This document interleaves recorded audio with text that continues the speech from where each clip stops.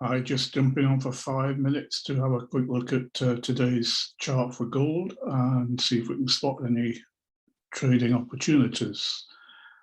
So I hope you can see my screen on the 15-minute chart, and the time at the moment is roughly 1:15 in the afternoon UK time. So we expect a little bit of movement around about the time that New York opens, so that's around about 1:30. I'll just quickly run through how I set this chart up. This area here from the left-hand side of the screen to these dashed lines is yesterday's trading.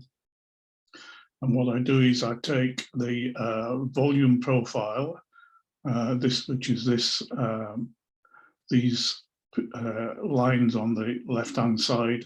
The blue lines are indicating the top 70% of trades placed during yesterday. So this line here represents the price at which the most trades were played, so that's 1994. So what I've done is I've extended that line through to today, and this becomes my target for today. It's what we call the POC, the point of control, and the two black lines are the extremes of the 70%. So 70% of all the volume of trade placed yesterday where these blue lines are. This is the value area. We call this the value area. So this is the value area high. This is the value area low. So we use yesterday's volume profile to take trades today. So we're now looking at today's trading. Starting at 11 o'clock last night UK time, and we're looking at this is what I call my field of play, and this is my POC, my target.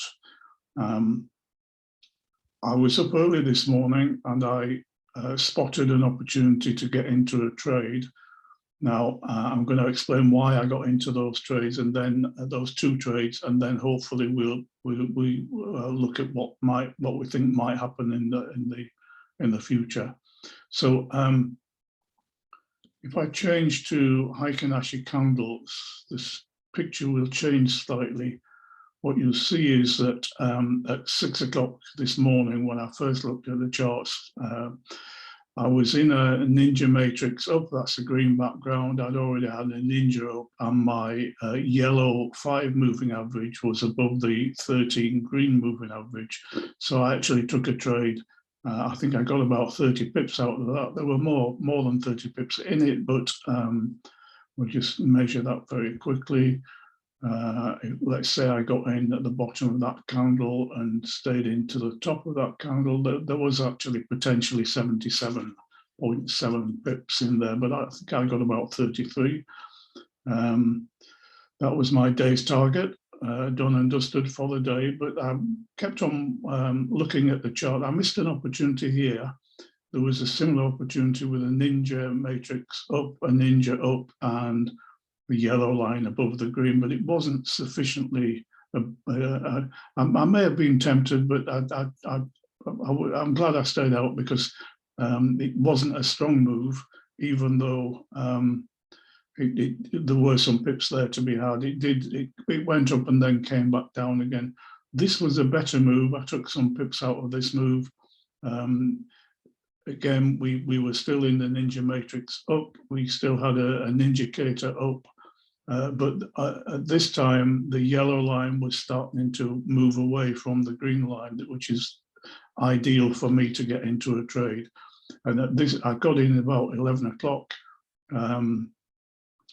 The gap had widened considerably. It was moving in the right direction, and I got in. I took about 50 additional pips out of that move there. So now let's have a look at the current situation. We're still in using Heikin Ashis.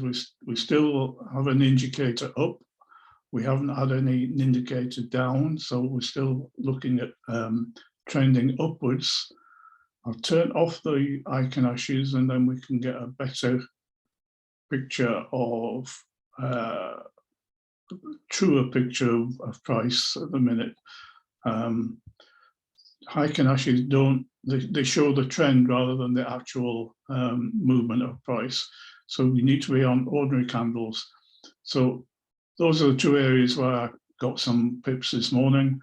Looking at the situation now, bearing in mind that in a few minutes' time, New York will be opening. So there's normally a flurry of activity.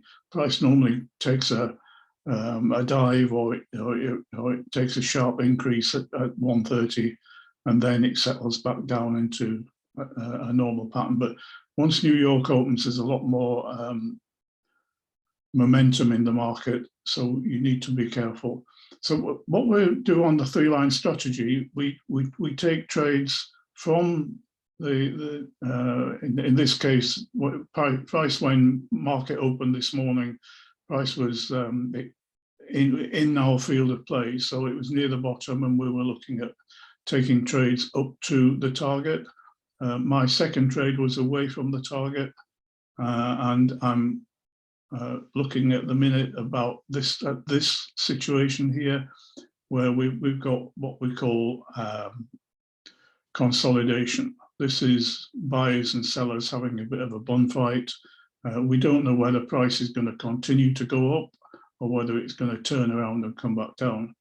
What I would normally do in that situation is I would put on a parallel channel. I would put a channel, make a channel from the top of that wick. I would try and keep it horizontal, and then I would take it down to the bottom of that wick there, and I would set an alarm on there to alert me when price exits that channel. Once per bar, create the alert, and now you'll see the icon appear. There's an alarm icon. I'm going to get alerted when price moves out of this channel. It could stay in consolidation, but I think because of the time, it's going to move out, either out above or out below, and I'll reassess any potential trades at that point. This icon down here is telling me that there is some news, some US news at 1:30. So we'll look out for that. There may be some effect on price. So that's my 5 minutes done. I've probably done a bit more, but thanks for tuning in, and I'll see you next time. Cheers.